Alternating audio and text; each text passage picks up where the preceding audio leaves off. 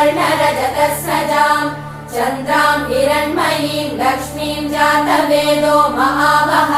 ताम् महावः जातवेदो लक्ष्मीमनपगामिनीम् यस्याम् हिरण्यम् विन्देयम् गामश्वम् पुरुषानहम् अश्वपूर्वाम् रथमद्याम् हस्तिनादप्रबोधिनी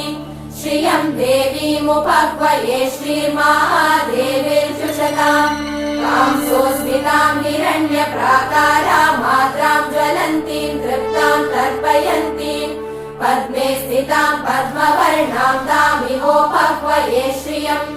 चन्द्राम् प्रभासाम् यशसा ज्वलन्तीम् श्रियम् लोके देवचुष्टामुदाराम् ताम् पद्मिनीमीम् शरणमहम् प्रपद्ये लक्ष्मीर्मे नश्यताम् त्वाम् वृणे